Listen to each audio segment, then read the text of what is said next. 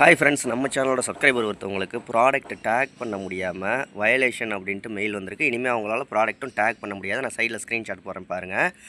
பேசிக்காக என்ன விஷயம் அப்படின்னு கேட்டிங்கன்னா நீங்கள் 10,000 சப்ஸ்கிரைபர் வந்ததுக்கப்புறம் மானிட்டைசேஷன்லாம் எனபிள் ஆனதுக்கப்புறம் டேக், அதாவது அஃபிலியேட் ஏதாவது ப்ராடக்டை டேக் பண்ணி அதன் மூலியமாக அஃபிலியேட் மூலியமாக ஒரு கமிஷன் ஏர்னிங்ஸ் வர வைக்க முடியும் இதில் யூடியூப்பில்.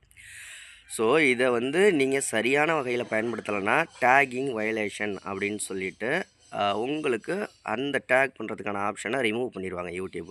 சில நேரத்தில் சுத்தமாக மானிட்டைசேஷனே டோட்டலாக டிசேபிள் ஆகிறதுக்கும் வாய்ப்பு இருக்குது. நீங்கள் ஒரு ப்ராடக்டை நீங்கள் டேக் பண்ணுறதுக்கு முன்னாடி அந்த ப்ராடக்டை அந்த வீடியோவில் காமிச்சிருக்கணும்.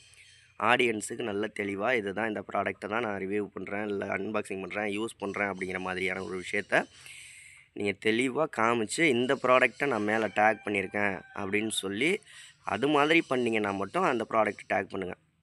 வீடியோவுக்கு சம்மந்தம் இல்லாத ப்ராடக்ட்டை டேக் பண்ணுறது, எதுவும் நமக்கு வருமானம் வந்தால் சரி, கமிஷன் வந்தால் சரின்ட்டு கண்ட ப்ராடக்ட்டு, அதுவும் நம்ம பார்க்குற வியூவர்ஸுக்கு தேவையில்லாத ஒரு ப்ராடக்ட்டு, அந்த வீடியோவுக்கு சம்மந்தமே ரிலவெண்ட் இல்லாத ஒரு ப்ராடக்ட், இது மாதிரிலாம் டேக் பண்ணிங்கன்னா இந்த மாதிரி டேகிங் வயலேஷன் உங்களால் ப்ராடக்ட் எதுவும் டேக் பண்ண முடியாது. அஃபிலியேட்டை ஸ்டாப் பண்ணிடுவாங்க யூடியூப்பு.